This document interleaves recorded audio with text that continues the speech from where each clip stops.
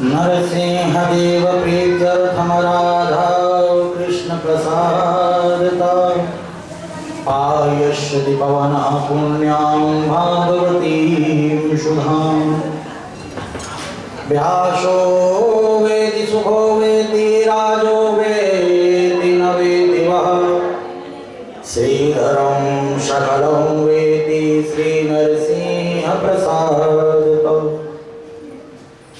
गजाननं भूतगणादिसेवितं कपित्तजम्बूफलचारुभक्षणम् उमासुतं शोकविनाशकारकं नमामि विघ्नेश्वरपादपङ्कजम् मनोजवं मारुततुल्यवेगं जितेन्द्रियं बुद्धिमतां वरिष्ठं वातात्मजं वानरयोद्धमुख्यं श्रीरामदूतं शरणं प्रपद्ये आत्मा त्वं गिरिजामती सहचरा प्राणशरीरं गृहं पूजा ते विषयोपभोगरचना निद्रा समाधिस्थिति संचारः पादयो प्रदक्षिणविधि स्तोत्राणि शर्वा गिरो यद्यत् कर्म करोमि तदखिलं शम्भो तवाराधनम्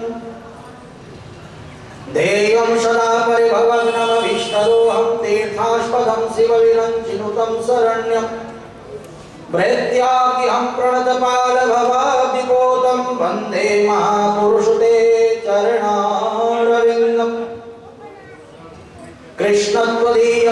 कृष्णत्वदीयपदपङ्कजपञ्जरान्ते अद्येव मे विसतु मानसराजहंस प्राणप्रयाणसमये कपवातवित्ते कंठावरोदनविदोस्मरणं कुतस्ते नारायणं नमस्कृत्य नरं चैव नरोत्तमं देवीं सरस्वतीं व्यासं ततो जयमुदीरये राधा साध्य साधनमयस्य राधा मंत्रो राधा मंत्रदात्री च राधा सर्वं राधा जीवनं यस्य राधा राधा राधा वाचिकं तस्य शेषम् जय जय श्री राधा रमण जय जय नवल किशोर जय गोपी चित चोर प्रभु जय जय माखन चोर बरसाने की राधिका और नंदगांव को श्याम इनके चरणन में करूं कोटि कोटि प्रणाम लाख बार हरि हरि कहें और एक बार श्री हरिदास अति प्रसन्न श्री राधिका देय वृंदावन वास अति प्रसन्न श्री राधिका देय वृंदावन वास कुंज विहारी श्री हरिदास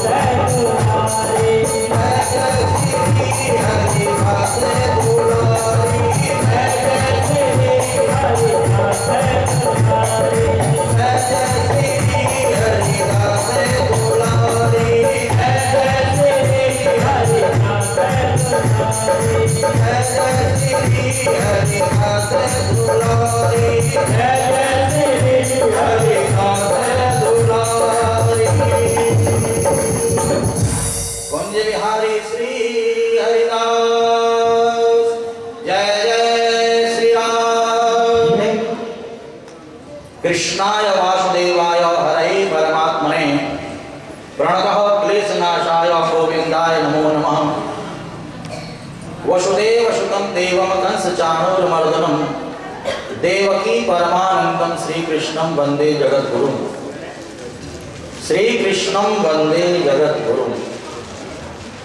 अनंत कोटि ब्रह्मांड नायक सर्वेश्वर सर्वाधिपति कुंज निकुंजेश्वर राधारमण बाधाहरण चिदाधार केवलाधार निराकार निर्विकार निर्विकल्प निरीह अकारण करुणा वरुणालय भक्तवांछा कल्पतरु तड़िद्युत विनिद्युत सुभग पीतांबरधारी समलंकृत भगवान श्री कृष्ण चंद्र जी का दिव्याति दिव्यवानमय वपु श्रीमद् भागवत महापुराण। श्रीमद् भागवत महापुराण जिसका पठन पाठन दर्शन श्रवण मनन निधिध्यासन समस्त जीव राशियों के कल्प कल्पांतरीय जन्म जन्मांतरीय कोटि कोटि कल्मषों का विध्वंसक है। जन्मांतरे भवेत् पुण्यम श्रीमद् भागवतम लभेत्। कल भी आपको बताया था जीव के जब जन्म जन्मांतर के पुण्य जागृत होते हैं कल्प कल्पांतर के पुण्य जागृत होते हैं तब जाकर के श्रीमद् भागवत कथा श्रवण करने का सौभाग्य जीव को प्राप्त होता है। मेरे ऊपर ठाकुर जी की कृपा हुई है, आपके ऊपर ठाकुर जी की कृपा हुई है जो आप और हम यहाँ पर बैठ करके इस सुभाष नगर की पावन भूमि पर बैठ करके श्रीमद् भागवत तुलसी जन सेवा ट्रस्ट के तत्वाधान में श्रीमद् भागवत परिवार तुलसी जन सेवा ट्रस्ट के तत्वाधान में इस पावन अवसर पर अंग्रेजी नववर्ष के पावन अवसर पर देखिए अंग्रेजी नववर्ष 25 दिसंबर से 1 जनवरी तक लोग अनेकों प्रकार की पार्टियां करते हैं और सुनने में आता है कि जगह जगह जाकर के मांस मदिरा भक्षण करते हैं, फिल्मी गानों पर नाचते हैं। ये दुर्भाग्य है उन लोगों का। हम लोगों का बड़ा भाग्य है कि इस अंग्रेजी नववर्ष के पावन उपलक्ष्य पर अपने अंग्रेजी नववर्ष को मंगलमय बनाने के लिए शुभ बनाने के लिए ठाकुर जी के चरणों में बैठ करके ठाकुर जी की लीला कथाओं का श्रवण कर रहे हैं, गोविंद की लीला कथाओं का श्रवण कर रहे हैं। कि भाग्योदयेन बहुजन्म समर्जितेन सत्संगमं च लभते पुरुषो यदा वे अज्ञान हेतु कृतमोहमदान्धकार नाशं विदाय तदोदयते विवेकम् नाशं विदाय तदोदयते विवेकम्। जब गोविंद की कृपा होती है तब जाकर के कथा में भाग लेने का सौभाग्य मिलता है और इस कथा से अज्ञान रूपी अंधकार मिट जाता है और ज्ञान रूपी प्रकाश जीवन में प्रकाशित हो जाता है। सदा सेव्य श्रीमद्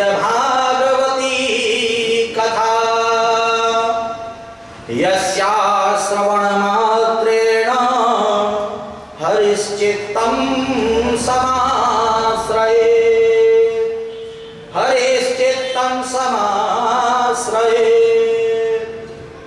जो सदा सर्वदा नित्य निरंतर श्रीमद् भागवत कथा का आश्रय लेता है, श्रवण करता है, भगवान श्री हरि उसके हृदय में विराजमान हो जाते हैं। बोले भक्तवत्सल भगवान की। अब आप कहोगे कि भागवत कथा सुनने से ही क्यों भगवान हरि हृदय में आते हैं? कईयों के मन में चल रहा होगा प्रश्न। ध्यान देना, बाहर की जो गंदगी है, तन की जो गंदगी है, उसको साफ करने के लिए महंगा महंगा शैम्पू साबुन का प्रयोग किया जाता है। करते हैं कि नहीं करते हैं? रोज सुबह नहाते हो कि नहीं नहाते? कौन कौन नहाता है रोज सुबह? जरा हाथ खड़ा करके बताओ।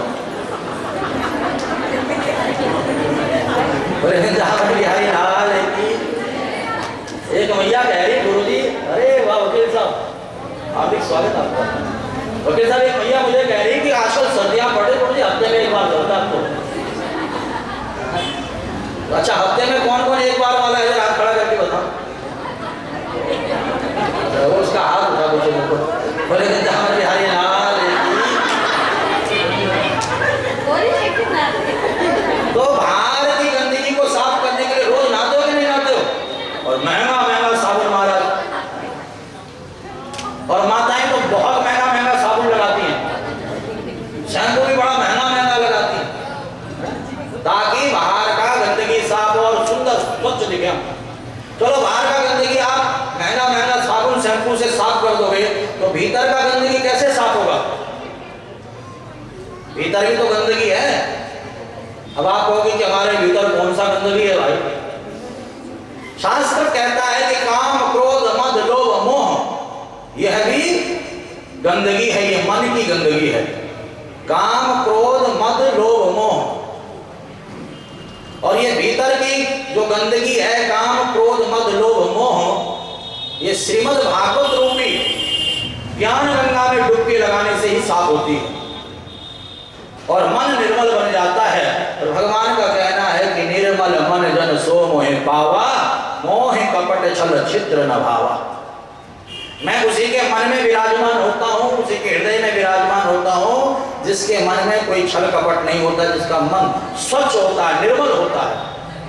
और मन को निर्मल बनाने का एकमात्र साधन है इस कलिकाल में सत्संग। सत्संगमं च लभते पुरुषो यदा वे अज्ञान हेतु कृतमोह मदान्धकार नाशं विदाय तथो दयते विवेका। ये कथा रूपी जो सत्संग है, कथा रूपी जो सरोवर है, कथा रूपी जो ज्ञान गंगा है, इसमें डुबकी अगर हम लगाते हैं तो हमारा मन पवित्र होता है। मन की जो गंदगी है वह मिट जाती है। कल आप और हमने यहाँ पर बड़ा ही सुंदर कथा का श्रवण किया। जन्मा यस्य यतोऽन्वयात् ततश्चार्थी स्वविज्ञस्वराट् तेने ब्रह्म हृदय आदि कवये मुह्यन्ति यत्सूरयो तेजो वारिमृदां यथा विनिमयो यत्र सर्गो मृषा धाम्ना स्वेन सदा निरस्तकोकं सत्यं परम धीमहि। सत्य स्वरूप भगवान नारायण को प्रणाम करते हुए सुखदेव जी के सुंदर चरित्र का हमने श्रवण किया कि देवर्षि नारद ने वेद व्यास जी महाराज से कहा कि आप भागवत ग्रंथ की रचना करो। वेद व्यास जी महाराज ने भागवत ग्रंथ की रचना की। सुखदेव मुनि जो निर्गुण निराकार ब्रह्म की उपासना कर रहे थे, उनको सगुण साकार से परिचय कराने के लिए अपने शिष्यों को भागवत के श्लोक याद कराए। कल कथा में आपने सुना था।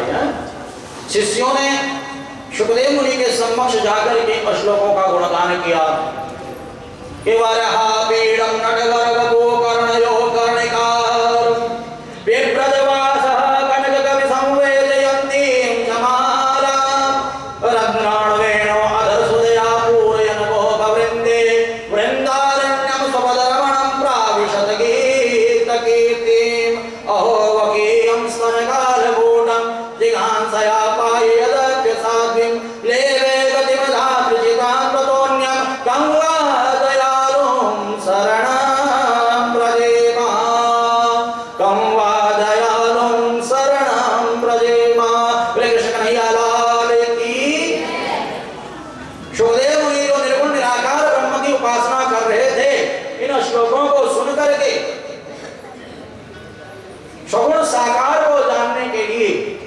पिता वेद व्यास जी के पास आया। वेद व्यास जी ने श्रीमद् भागवत का ज्ञान सुखदेव जी को अधिकारी जान करके दिया। जब जनक जी ने परीक्षा ली और परीक्षा में जब पास कर दिया तब जाकर के भागवत का ज्ञान सुखदेव जी को दिया। बोले सुखदेव जी महाराज की। उसके बाद आपने कल कौरव और पांडवों का चरित्र यहाँ पर श्रवण किया कि राम देव और रमसुंजयानाम वीरे सुतो वीर गतिं गतेसो वृकोदरा गदा विमर्शा भगनोर दंडे धृतराष्ट्रपुत्रे।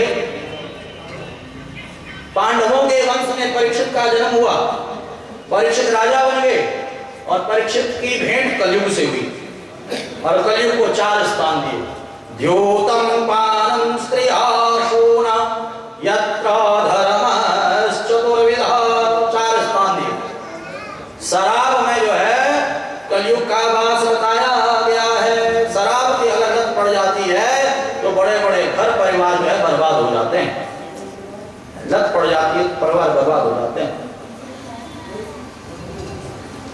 एक दृष्टांत आपको बताऊं।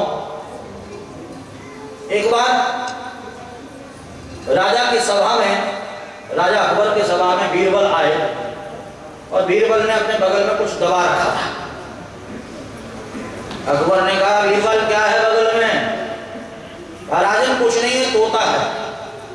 क्या है? जोर से बोलो।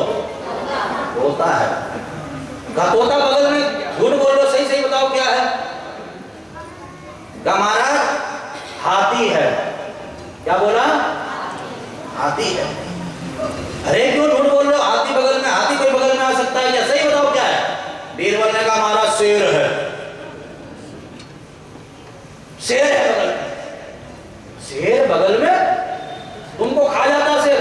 सही बताओ क्या है तुम्हारे बगल में? कहा मेरे बगल में सूकर है। क्या है? राजा को क्रोध आया, दौड़े दौड़े आया तो खींचा तो बोतल नीचे गिर गई और फूट गई। अरे तुमने इतने सारे नाम बताए, सीधे सीधे बोल देते शराब की बोतल है। कहा ये सारे गुण इसमें पाए जाते हैं, इसलिए मैंने इतने सारे नाम बता दिए। कहा कैसे? तो कहा जब पहली प्याली भीतर जाती है तो तोते की तरह बड़बड़ाने लगता है। देखा आपने? किस किसने देखा? जरा हाथ खड़ा करके बताओ। नहीं देखा? माताएं घबरा रही हैं, सीधा उठा करके दिखाओ। जब पहली प्याली भीतर जाती है तो तोते की तरह बड़बड़ाने लगता है और जैसे ही दूसरी प्याली भीतर जाती है तो हाथी की तरह मदमस्त हो जाता है और तीसरी प्याली जब भीतर जाती है तो शेर की तरह दहाड़ने लग जाता है। 1.5 पसली के होते, एक झापड़ मारो मर जाए। और गलियों में आपने देखा होगा कैसे गाली गलौज करते हुए घूमते हैं। हाँ कोई? अच्छा देखा आप लोगों ने? जरा खड़ा करके बताओ किस किसने देखा? यहाँ पर वोटिंग इधर कम है, इसका मतलब इन्होंने नहीं देखा, किसी ने, इन्होंने देखा। और जब चौथी प्याली भीतर जाती है तो नालियों में औंधे मुंह पड़े मिलते हैं। देखा कि नहीं देखा? हाँ पीछे बहुमत मिल गया। देखा? आपने होली वगैरह पर्व पर देखा होगा, होली के पर्व पर ज्यादा मिलते हैं। सुबह उठते ही महाराज इतना पी लेते, इतना पी लेते, नालियों में पड़े मिलते हैं। और कुत्ते क्या करके जाते हैं सब जानते हो आप लोग।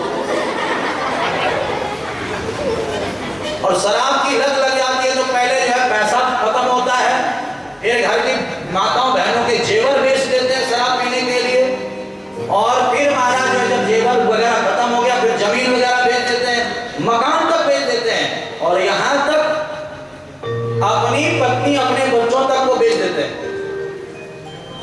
तो इसलिए शराब में क्या है? कलयुग का वास बताया गया है। द्योतम पानम स्त्रियाशूना यत्र धर्मश्चतुर्विधा। इसी प्रकार से जुए में भी कलयुग का वास है।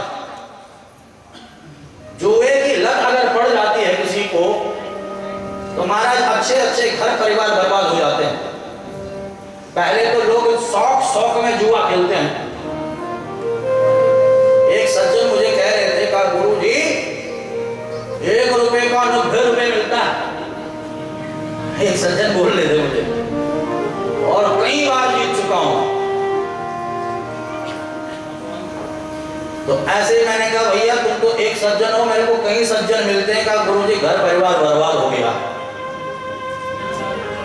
डबल के चक्करों में 1-2 बार तो जीत जाता है, फिर लालच बढ़ जाता है, फिर महाराज धीरे धीरे पैसा लगाता है, जेवर बेच देता है, मकान बेच देता है, दुकान बेच देता है। और पांडव इस बात का उदाहरण है, अपनी पत्नी तक को दांव पर लगा करके पत्नी तक को हार जाते हैं। पांडव उदाहरण है इस बात का, उदाहरण है। द्रौपदी को दांव पर लगा दिया, दुष्ट दुशासन द्रौपदी का चीर बड़ी सभा में हरण कर रहा है। वो तो गोविंद की कृपा हो गई जो कि द्रौपदी की लाज बच गई, क्योंकि द्रौपदी कृष्ण को अपना भाई मानती है। आज लाज बचाने वाले भाई कम हैं और लाज मिटवाने वाले भाई ज्यादा हैं। ध्यान देना, कृष्ण जैसा भाई मिलना बहुत मुश्किल है, और जिसको कृष्ण जैसा भाई मिल गया तो हर समय आपके साथ कंधे से कंधा मिलाकर के खड़ा है, तो मजाल है कोई आपकी ओर टेढ़ी नजर डाल सके। तो हमारा जो श्रीमद् भागवत परिवार है, तुलसी जन सेवा ट्रस्ट है, ये आप माताओं के साथ, आप बहनों के साथ कृष्ण की तरह, भाई की तरह कंधे से कंधा मिलाकर के हमेशा खड़ा रहता है। किसी भी मां के, किसी भी बहन के ऊपर किसी दुष्ट की, दुराचारी की, अधर्मी की हिम्मत नहीं जो नजर डाल करके देख ले। देखिए इसीलिए परिवार बनाया गया है, इसीलिए भागवत परिवार बनाया गया।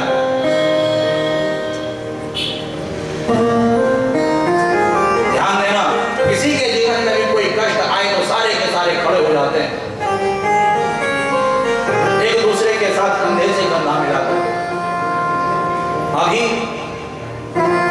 आशीष हमारे साथ जो ऑर्गन पे था, हमारा बच्चा पहली कथा से हमारे साथ है। अब ये साउंड भी उसी की व्यवस्था है, यहाँ पर साउंड भी, दरबार भी। तो व्यवस्था को बनाने के लिए आ गया यहाँ पर, मुझे पता ही नहीं। इतने में मुझे फोन आया 2:30 बजे का, गुरुजी थोड़ा रुक करके जाना, मैं घर जा रहा हूँ। मैंने कहा क्यों, घर कहाँ से जा रहा? तो कहा गुरुजी वो हॉर्न का तार किसी ने तोड़ दिया था, कोई लोडिंग गाड़ी, बड़ी गाड़ी जा रही होगी। कहा हॉर्न का तार टूट गया, मैं उसे सही करवाने के लिए गया हुआ था, आप थोड़ी रुक करके जाना। अब इतने में फोन जैसे ही मेरा कटा, इतने में हमारे राजीव शर्मा जी का फोन आ गया। कहा गुरुजी आशीष का एक्सीडेंट हो गया। मैंने सोचा मजाक तो नहीं कर रहे, कौन सा आशीष? ये तो कौन सा आशीष? मैंने कौन सा आशीष? अरे अभी तो 1 मिनट पहले मेरी बात हुई उससे। तो मुझे भरोसा नहीं हुआ, मैंने जैसे आशीष को फोन किया, उसकी धर्मपत्नी फोन कर हो रही है, और मैं दौड़े जब उसके घर पहुंचा तो पता चला वो हॉस्पिटल में गया। तो डॉक्टर से बात हुई, कंधे की जो है हड्डी टूट गई, उसकी कंधे की हड्डी टूट गई। डॉक्टर कहने लगा ऑपरेशन होगा। मैंने कहा तुरंत ऑपरेशन करो। इतने में चड्डा जी का फोन आया, कहा गुरुजी मैं भी जा रहा हूँ, और जो खर्चा होगा मैं देकर के आऊंगा जितना भी मेरे से होगा। तो देखिए भागवत परिवार का यही लाभ है, वहां पर पूरा हॉस्पिटल भरा हुआ, डॉक्टर आश्चर्य में पड़ा हुआ इतनी भीड़ कहां से आ रही है। परिवार का ये लाभ होता है कि सुख दुख में किसी के ऊपर भी कोई दुख आ जाए तो सारे के सारे मिलकर के खड़े हो जाते हैं। अन्यथा कोरोना काल में आपने देखा होगा, बाप बेटे के साथ नहीं खड़ा, बेटा बाप के साथ नहीं खड़ा, भाई भाई के साथ नहीं खड़ा, परंतु हमारा भागवत परिवार सबके साथ खड़ा था, सबके साथ खड़ा। तो ध्यान देना, द्योतम पानम स्त्रियः शोना यत्रा धर्मस् चतुर्विधा। जुए में कलयुग का वास है, शराब में कलयुग का वास है, और जहां पर निरपराध पशुओं की हत्या की जाती है वहां पर भी कलयुग का वास है। और साथ ही साथ जहां पर दूषित कर्म किए जाते हैं, निंदित कर्म किए जाते हैं, घृणित कर्म किए जाते हैं, वहां पर भी कलयुग का वास है। कलयुग ने कहा महाराज ये 4 स्थान आपके राज्य में है ही नहीं,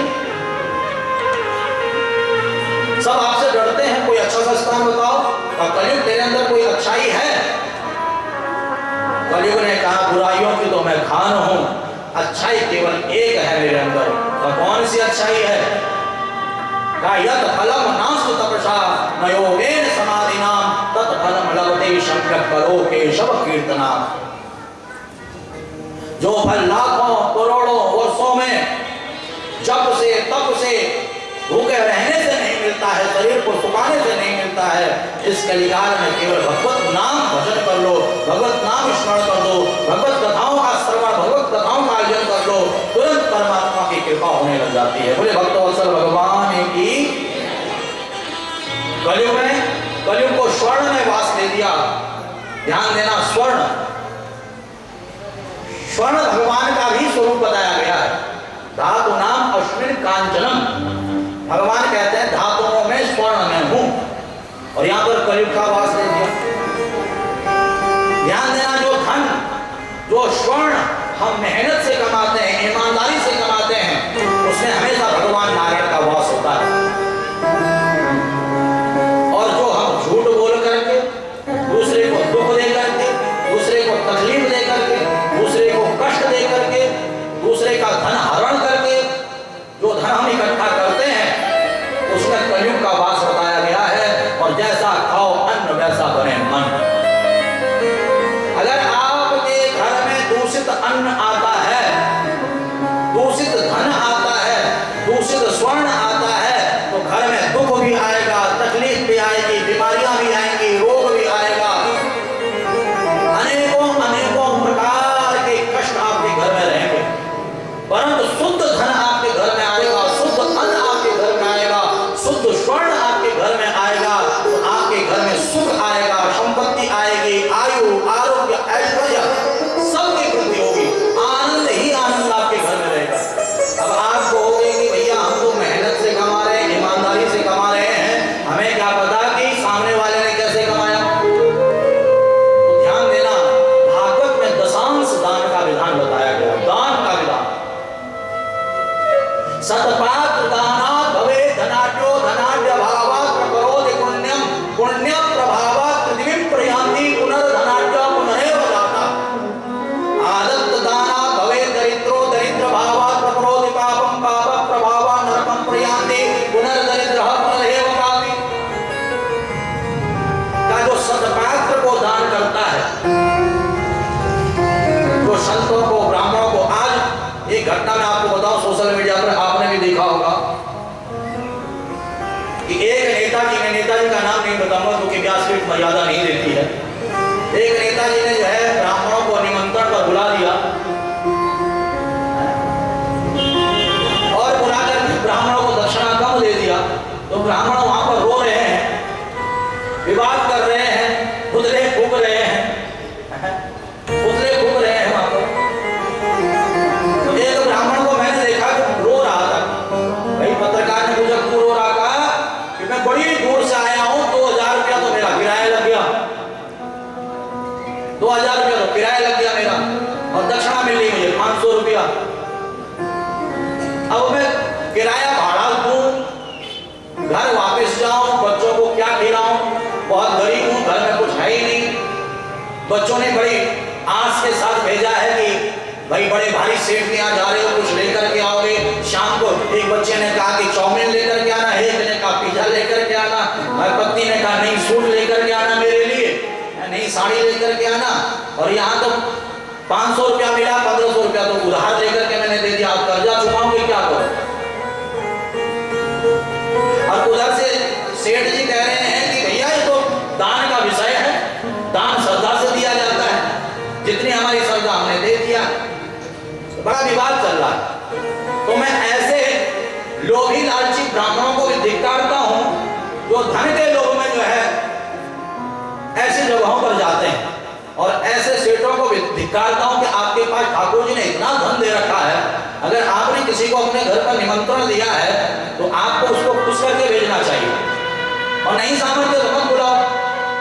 और ऐसे ब्राह्मणों को भी मैं धिक्कारता हूं जो लोभ के कारण अपने स्वाभिमान को खो बैठते हैं। इसमें केवल ब्राह्मण नहीं, इसमें सबकी बात कही जाती है, इसमें क्षत्रिय भी है, वैश्य भी है, सब है। और मैं तो यहाँ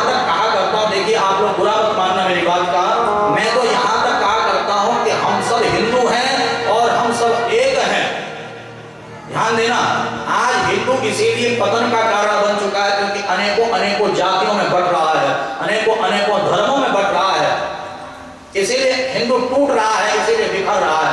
अगर हम सब संगठित होकर के एक होकर के चले तो मजाल है किसी की आपके ऊपर आंख उठा करके देख सके।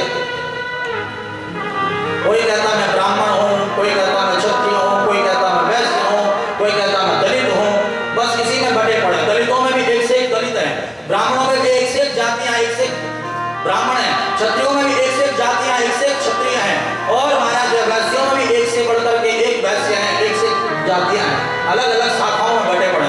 अगर सब एक होकर के एक स्वर में कहेंगे हम सब हिंदू हैं, तो दुष्ट दुराचारी अधर्मियों की हिम्मत नहीं जो आपके भारत पर आंख उठा करके देख सके।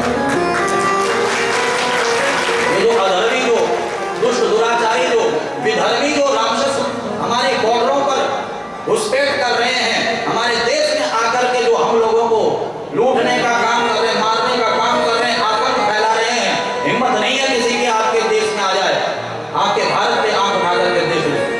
ये हकीकत बात बता रहा हूं आपको। परंतु उनको पता है कि फूट डालो, राज करो, और वो फूट डाल रहे हैं। बड़े बड़े नेता वोटों के चक्करों में जाति बिरादरी के उसमें बांट दे रहे हैं और हम लोग बट रहे हैं। तो ध्यान देना,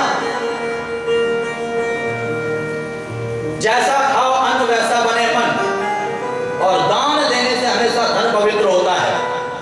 हमारे चड्डा जी झोला ले लेकर के आपके घरों पर जा रहे थे, कोई 10 रुपया दे रहा, कोई 21 रुपया दे रहा, कोई 51 रुपया दे रहा, पूरी टीम जा रही थी। मैं नाम भूल जाता हूँ, पूरी माताएं, हमारी डॉक्टर कमल हो गई, हमारी मिश्रा मैया हो गई, हमारी शर्मा मैया, रेणु मैया हो गई, ये सारी माताएं बैठी यहाँ पे जिनका बिल्ला लगा हुआ है, नाम भूल जाता हूँ। हमारे रामपाल रावत जी हो गए, इधर हमारे जो है ये सारे काफी नाम है। मैं तो कह रहा था कि नाम की लिस्ट दे देना, अब लोगों के नाम छूट गए तो नाराज हो रहे हैं, हमारा नाम नाम याद नहीं रहता मुझे, परंतु बड़ी टीम बता रहे थे हमारी चड्डा जी, बहुत लंबी चौड़ी टीम बता रहे थे, बहुत लंबी चौड़े नाम बता रहे थे, नाम भूल गया बात अलग।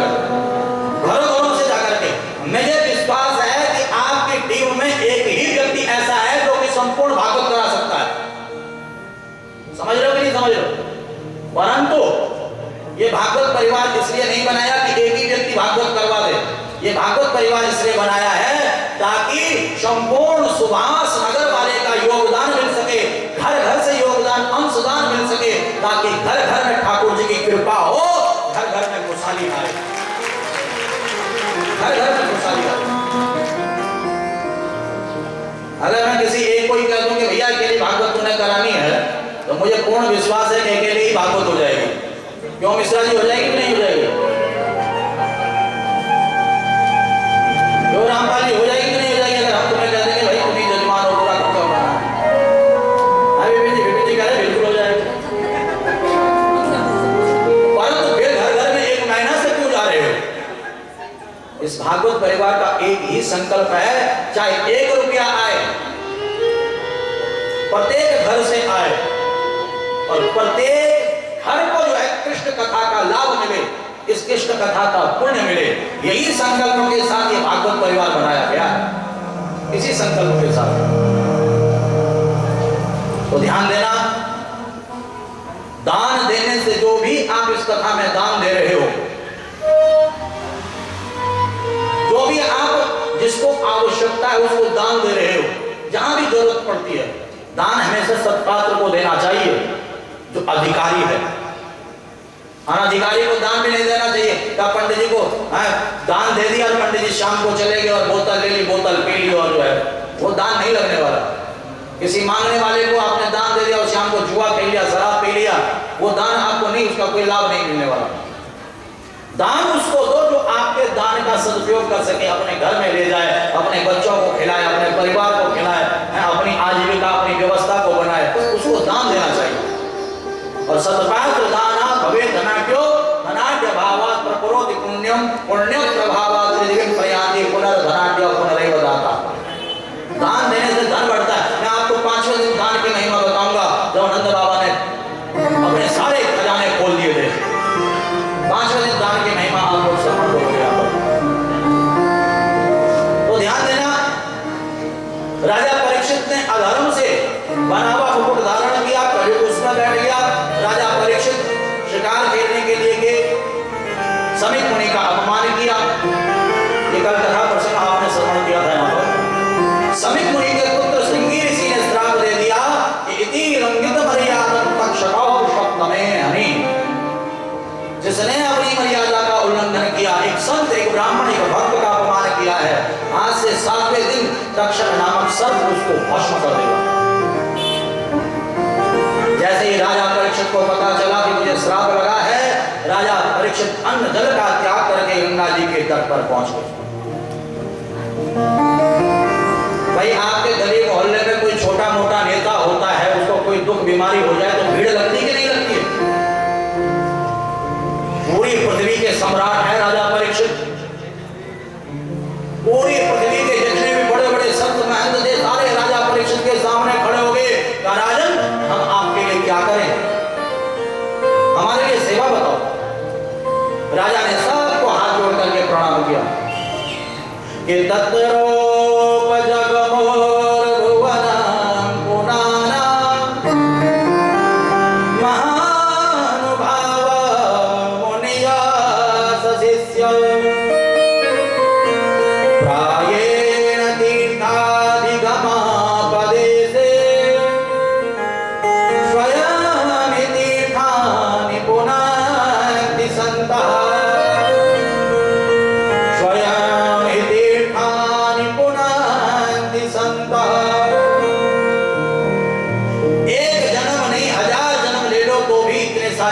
भक्तों का दर्शन नहीं हो सकता। ऋषि बालक का श्राप नहीं, मेरे लिए तो वरदान है जो इतने सारे भक्तों का दर्शन, इतने सारे संतों का दर्शन करने का सौभाग्य मुझे प्राप्त हो रहा है।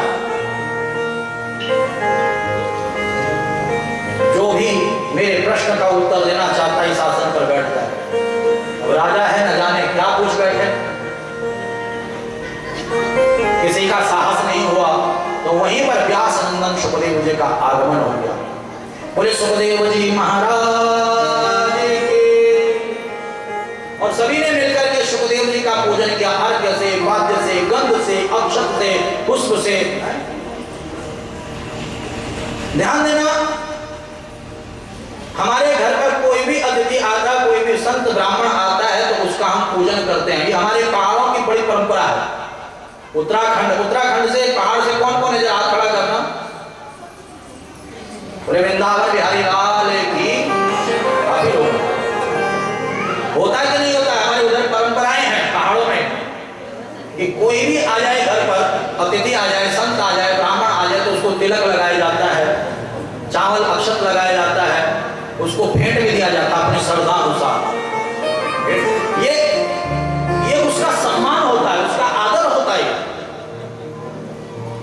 तो जो आप, कई लोग कहते हैं कि कल एक आवाज आ रही थी चड्डा जी मुझे कि व्यास जी कहते हैं कि भाई तिलक लगाओ। अरे भैया, आपके द्वारा 10-50 रुपए से व्यास जी करोड़पति नहीं होने वाले। ये तो हमारे ब्राह्मणों का एक सम्मान होता है, हमारे संकीर्तज्ञों का एक सम्मान होता है, व्यास जी का सम्मान होता है। आप कितना बोलोगे? 100, 500, 1000? उससे नहीं चलने वाला काम। वो तो एक सम्मान है। आप अपना भाव समर्पित कर रहे हो यहां पर, अपना भाव समर्पित कर रहे हो यहां पर, एक सम्मान दे रहे हो आप। और कहा गया है जहां सम्मान होता है, जहां आदर होता है, वहां पर हमेशा गोविंद का वास होता है। और जहां पर अनादर होता है, अपमान होता है, वहां पर काल का वास होता है। तो ध्यान देना, यहां पर अर्घ्य से, पाद्य से, गंध से, अक्षत से, पुष्पमाला पहना करके सुखदेव जी का स्वागत किया गया। श्रेष्ठ व्यक्ति का स्वागत। आपने देखा होगा जब भी कोई अतिथि आता है तो हमारा पूरा का पूरा भागवत परिवार टीम क्या करता है? उसका स्वागत करता है, माला पहना करके स्वागत करता है। करता है या नहीं करता है? माला पहना करके स्वागत करता है। और अतिथि बड़ा गदगद हो जाता है, अरे वाह, मेरा बड़ा स्वागत हुआ है। मेरे पे कल फोन आया, कहा गुरुजी कथा बड़ी अच्छी चल रही है, अतिथियों का बड़ा स्वागत हो रहा है। कहा गुरुजी हम आएंगे तो हमारा भी स्वागत होगा कि नहीं होगा? अरे मैंने कहा क्यों नहीं होगा आपका स्वागत? हमारा भागवत परिवार जो भी आता है उसका स्वागत करता है, उसको सम्मान देता है। ये परंपरा है भागवत परिवार, परंपरा। मैंने कहा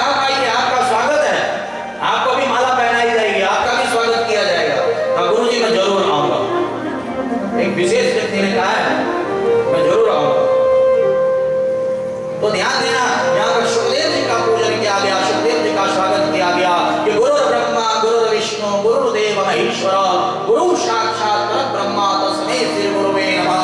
अखंड मंडलाकारं व्याप्तं येन चराचरं तत्पदं दर्शितं येन तस्मै श्री गुरुवे नमः। भक्ति भक्त भगवंत गुरु चतुर नाम एक, इनके पद वंदन किए नाशत विघ्न अनेक।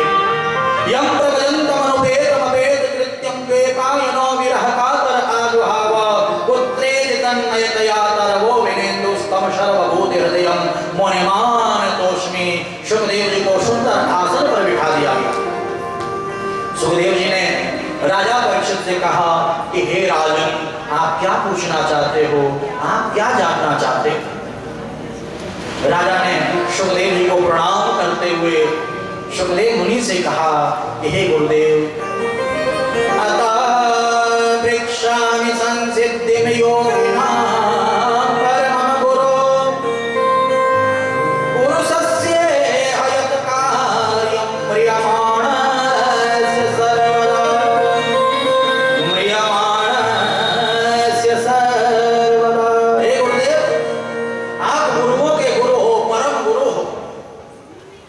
मरने वाले को सदा सर्वदा, जो मरने वाला उसको क्या करना चाहिए?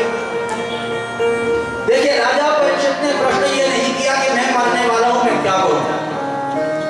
राजा परीक्षित ने हम सबके कल्याण के लिए प्रश्न किया, क्योंकि इस मृत्यु लोक में जो जन्मता है उसे मरना पड़ता है। ये मृत्यु लोक है। आया है सो जाएगा। राजा रंग फकीर, कोई सिंहासन चढ़ चढ़ा और कोई बंधा जंजीर। जो आया है उसे जाना है। मृत्यु एक अटूट सत्य है, परंतु इस मृत्यु को मोक्ष में कैसे बदला जाए, ये मरने वाला जो है, ये मृत्यु को मोक्ष में कैसे बदल सकेगा, कैसे कल्याण होगा, कैसे उद्धार होगा। तब सुखदेव मुनि कहते हैं कि वार्याने से ते प्रश्न कृतो लोकहितं नृपा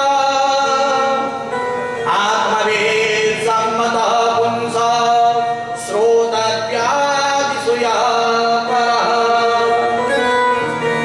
वार्याने से ते प्रश्न कृतो लोकहितं नृपा। हे राजन, तुम्हारा जो प्रश्न है वह लोक कल्याण के लिए है, जन कल्याण के लिए है। मरने वाले को हमेशा भगवान का चिंतन करना चाहिए, मरने वाले को हमेशा भगवान का भजन करना चाहिए। श्याम सुंदर सदा हमको प्यारे रहे, हम उन्हीं के रहे, वो हमारे रहे। श्याम सुंदर सदा हमको प्यारे रहे, हम उन्हीं के रहे, वो हमारे रहे। हम उन्हीं के रहे, वो हमारे रहे। हम उन्हीं के रहे, वो हमारे रहे। हम उन्हीं के रहे, वो हमारे रहे।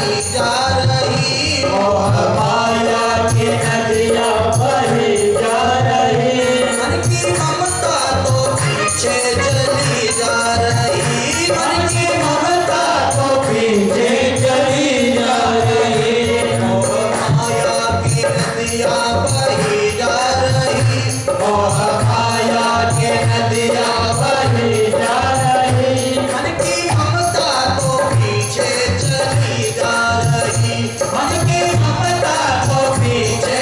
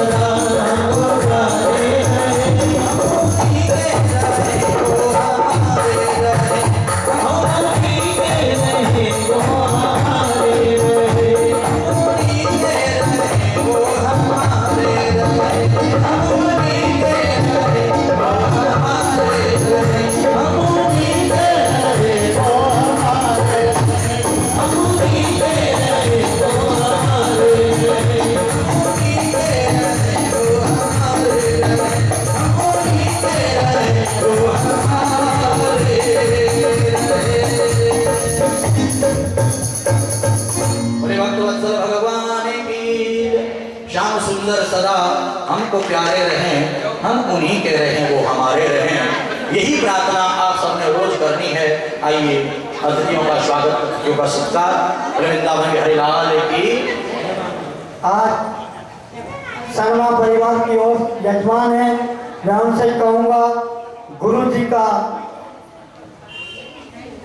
तिलक कर, इसी वजह से विलंब हो गया था, इसके लिए क्षमा चाहेंगे।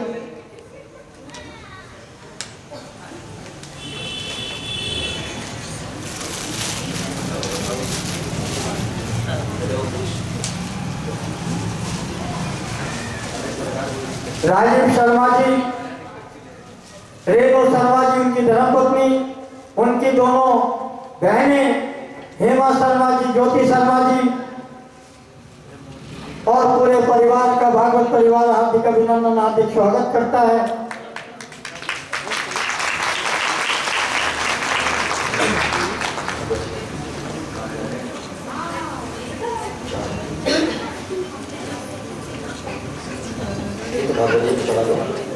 ओम यम सर्वजगतमन वेदमपि नित्यं देवायनः विहकातरः भाव उत्तेक तन्मयतया सर्वो विन्दुस्तं सर्वभूतविदं निर्माणोऽस्मि। नमो ब्रह्मदेवाय गौरामसाय जगत्ताय कृष्णाय गोविन्दाय नमः। अरविन्दं यतिपत्रनेत्रं येने त्वया भारतदेलपूर्णं पार्ज्वालितो ज्ञानमयप्रदीपा व्यासाय व्यासरूपाय विष्णवे नमो वे ब्रह्मनिधये वासिष्ठाय नमो नमः। गुरुर्ब्रह्मा गुरुर्विष्णु गुरुर्देवो महेश्वरः गुरुर्साक्षात् परब्रह्म तस्मै श्री गुरुवे नमः। ध्यानमूलं गुरुर्मूर्ति पूजामूलं गुरुपदं मंत्रमूलं गुरुर्वाक्यं मोक्षमूलं गुरु कृपा अखंडमंडलाकारं व्याप्तं येन चराचरं तत्पदं दर्शितं येन तस्मै श्री गुरुवे नमः। शंकरं शंकराचार्यं केशवं बादरायणं श्रोत्रभासो कृतो वन्दे भगवन्तो पुनः पुनः।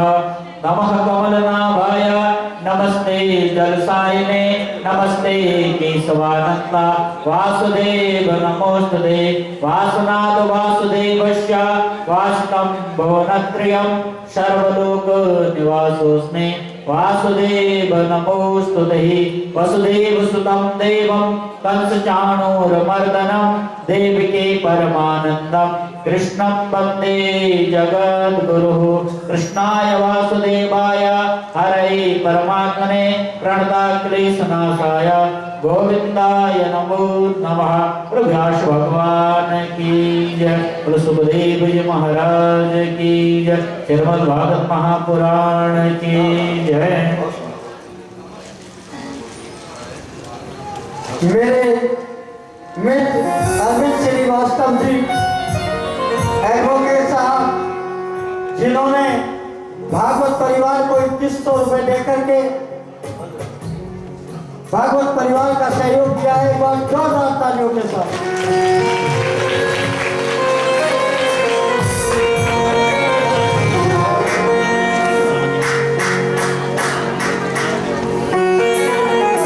एक बार शर्मा परिवार के लिए जबरदस्त तालियां, क्योंकि ऐसा परिवार जो संपूर्ण भागवत परिवार के साथ जुड़ा हुआ है।